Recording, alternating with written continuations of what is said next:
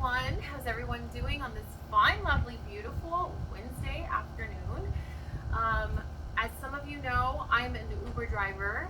Not a lot of people know me here yet, but I have another channel, which I was a vlogger in New York City for over 2 years. And a lot of people knew that I was an Uber driver and I had like an Uber series going on. So I still drive.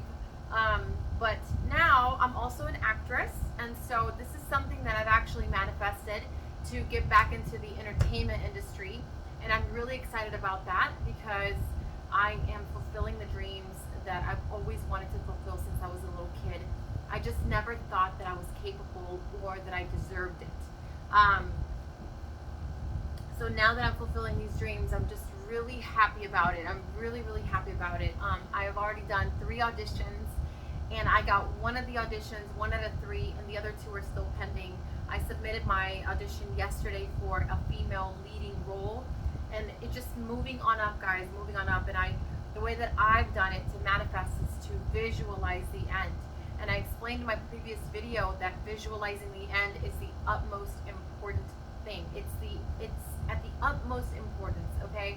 And how you visualize is very important as well. It matters how you visualize. So what you visualize and how you visualize matters. So today what we're going to get into is conscious versus the conscious mind and the subconscious mind, not versus, because they're not against each other. So what is the conscious mind? I go heavily on Neville Goddard's teachings. I suggest, if you haven't done so already, get this series, because it has 12 volumes, 14 books that are included. And what I'm going to be talking about, conscious and the subconscious mind, is actually in one of his books called Feeling is the Secret. Okay, so I'm going to go over what the conscious mind is and the subconscious mind. So just in a nutshell, in plain English, the conscious mind is what we're actively thinking about right now. It's what we're actively thinking about. In psychology, it's what they call, or what psychologists call, the conscious mind, the active mind. So when I say I am tired, okay, if I feel tired, I go and sit down. That's the subconscious mind. You go and sit down. You're not thinking about it. These are thoughts that you're not thinking about. But the conscious mind is when you're like, I'm tired, okay? Conscious mind are active thoughts that you can think about, you can recognize that are going on in your mind, right? And the subconscious mind are just thoughts that have been implanted for many years since we were born, pretty much. And they're just things that we learn to do, like sitting down, driving, okay, grabbing this cup. These are subconscious thoughts, okay? And they're also bad behaviors. So in my other video, I talked about little dendrites that Dr. Caroline Leaf mentions. And the little dendrites are what are in our brain that are also represented as thoughts. So there are good thoughts, and then there are bad thoughts, there are negative thoughts, positive thoughts, things like that. So they've done a CT scan on a brain at one point, and they have seen these dendrites, and the dendrites, when the person has negative thoughts, they're actually black. And so it's amazing how science has already caught up with, things that we've already known for thousands of years. And then when it's actually a positive and good thought, the little dendrites, they light up like lightning bolts. Like you can see it lighting up when they are told to think about a positive thought. Now, the conscious mind, how it's in correlation with the subconscious mind, they're very much correlated, they're very much interconnected. How are they connected? The conscious mind thinks a thought and it implants it into the subconscious mind. If you do it enough times, it becomes what scientists and psychologists call a habit. Okay? So whether it's a good or bad habit, it doesn't matter. The brain does not know between between good and bad. It does not know when it's thinking about something, whether it's an actual memory or it's a memory that you've implanted. Because the only job for the mind to do is to just implant thoughts. That's the only job that the conscious mind has, to implant thoughts into the subconscious mind. So we're going to talk today about the relationship between the conscious mind and the subconscious mind. I hope I didn't lose you guys. And again, I'm going to try to get into the habit of introducing myself. For those of you who don't know me, my name is Luz, as you can see in the title of my channel, and I am a manifestation coach. I have a master's in psychology. I have a bachelor's in English language learner studies. I've been a teacher for over 17 years, and I have just heard my calling to start this channel with helping others on their manifestation journey, and I'm really excited to do that. So let's get on with it, shall we? So let's read on through what Neville Goddard says about the conscious and the subconscious mind and their relationship, okay? And so he describes it, he uses the Bible as his manifestation tool, okay? And so, as I mentioned in my other video, I'm Christian, and so I know that we have been manifesting, we manifest every day, whether it's subconscious, as we're going to describe now, or it's conscious. But we manifest all day long, okay? The manifesting is basically just bringing something to fruition,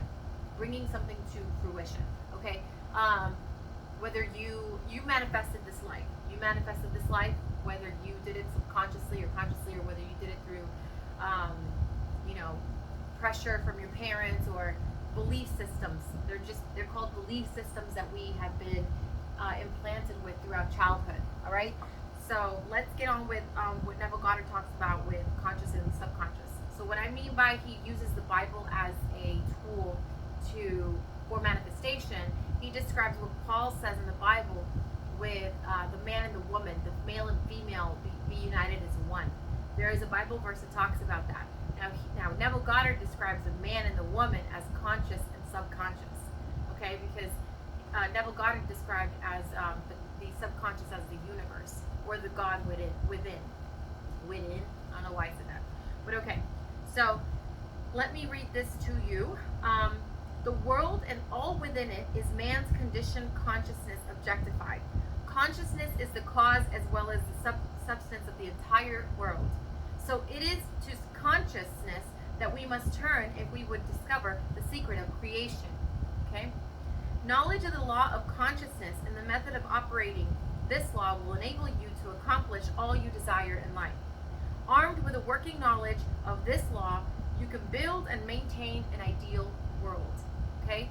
So what he's talking about here is being purposeful with every thought that you have.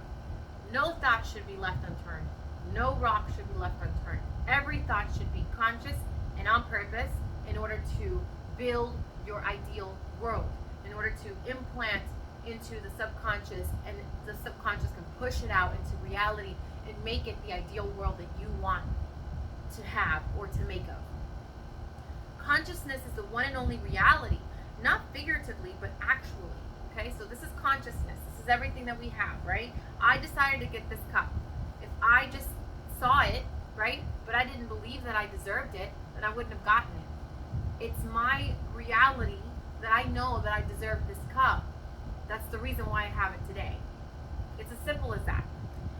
So this reality may, for the sake of clarity, be likened unto a stream which is divided into two parts, the conscious and the subconscious. In order to intellectually operate the law of consciousness, it is necessary to understand the relationship between the conscious and the subconscious. The conscious is personal and selective, okay? This is what we're talking about, the waking day-to-day life. This is the consciousness. The subconscious is impersonal and non-selective, okay? This is what we're going to get into. The conscious is the realm of effect. The subconscious is the realm of cause. Effect, cause. Everyone's heard of cause and effect, okay? So effect and cause. All right. This is where he gets into the male and female. These two aspects are the male and female division of consciousness. The conscious is male. This is what Neville Goddard describes. The conscious, which is our waking day-to-day life, is male, and the subconscious is female. The conscious generates ideas and impresses these ideas on the subconscious. And the subconscious receives the ideas and gives it form and expresses to them. Okay? It pushes it out. By this law, first conceiving an idea and then impressing the idea conceived on the subconscious, all things evolve out of consciousness, and without this sequence, there is not anything made that is made. The conscious impresses the subconscious, while the subconscious expresses all that is impressed upon it. If you forget everything that I said, just remember this one thing, okay? Just remember this one thing, and you will always remember what I'm talking about, okay? All things evolve out of consciousness, and without this sequence, there's not anything made that is made. Listen to this. The conscious impresses the subconscious, while the subconscious expresses all that is impressed upon it, okay? So it pushes it out into real life. It pushes it out, okay? It makes it real. It's like a little factory. It's like a little factory that makes all your dreams and your thoughts and your ideas and your everything come true, okay? They just come true. If you impress upon the subconscious enough times, which Dr. Caroline Leaf describes that as a habit forming. So after 21 days, you start to form a habit, and that's actually impressed in the subconscious. You start to form a habit, whether it's good, whether it's bad, it doesn't matter. It starts to form. Within 90 days, you have impressed the subconscious. You have impressed your mind into building a habit, and then it expresses it out. It expresses it out, and so it can't help but express it because you start believing it. Okay, your subconscious. That's what they're talking about when they say you start believing it. Okay, your subconscious is impressed, and then it expresses it out. Are you understanding me? If you understand me, please hit the like button and also comment below if you understand what I'm saying right now. Okay, I have a psychology mind. I have a psychology major, and I can't help but speak in these terms, and I'm trying to speak in the most plain English terms so that we can all understand and work on this together. Okay, I'm getting to this subject because I want us to be able to manifest without any limiting beliefs, without any stumbling blocks, without any roadblocks. Because once we understand the root, right, we understand the basis of how things work in our mind, then we are able to freely and creatively express that out. Okay, impress and express. Be able to impress without any roadblocks and then express. All right. So I'm only getting to the basis of things so that we can understand how things are made, how things are formed, how things work inside of our brain, right? And inside of our subconscious. We are very powerful beings. Not more powerful than God, but we are very powerful beings. Our brain, our mind is so powerful. We have unlimited power as far as what we can build in the external world, right? It starts within. I have a bracelet that says, start within, and I got it for free with this product that I got in the mail, and I haven't taken it off since. Start within.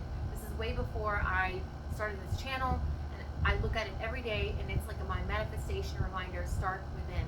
If you want to look, we're going to talk about affirmations later, but I want to show you guys what my room looks like. A little idea. I am a billionaire. It is done. I do not chase, I attract. My SP desires me. I am the master of my thoughts. They're reminders for us so that we can impress our mind, our subconscious, guys, and we can understand that it starts within. It doesn't start from just an affirmation. God, I really messed this up. It doesn't start from just an affirmation, okay? An affirmation is something that we use, is a tool that we use in order, I feel like you could see everything. Affirmations is a tool that we use to impress the subconscious. They're not the be all end all, okay? It's not the only thing that we do to be able to impress the subconscious. It's a tool. It's one of the tools, one of the pathways to be able to impress the subconscious. I hope this helped, guys, and I hope you understood the difference between the conscious and the subconscious, and how we can impress our mind. The next video, please keep a lookout for the next video. Hit the like button. Don't forget to subscribe. Comment below with your thoughts and what you would like for me to do next. I have a million video ideas, but if you want me to do another video on something that you are concerned, doubtful about, I can help you. And if you would like one-on-one coaching with me, please email me on the email that I'm going to post in the description box below. And thank you very much, everyone. I have gotten so many subscribers within the last 2 or 3 days, and I'm so happy. I'm telling you, I have limiting beliefs because I still have limiting beliefs because on TikTok I have thousands of followers, and it's just so easy. And so this is one of my limiting beliefs. One of my limiting beliefs is on TikTok I can get followers easy, but on YouTube I can't. And that is a limiting belief. It's a roadblock. And I've just proven myself wrong. Like, I've gotten hundreds of subscribers here within the last 3 days, and I'm so happy because I want to be able to help a plethora of people, and to be able to change lives from within. We don't help from outside, right? We help we start in the internal world to be able to build your empire, build your world, and make it limitless, guys. So I love y'all very much. Thank you guys for subscribing, and I'll see you on the next one.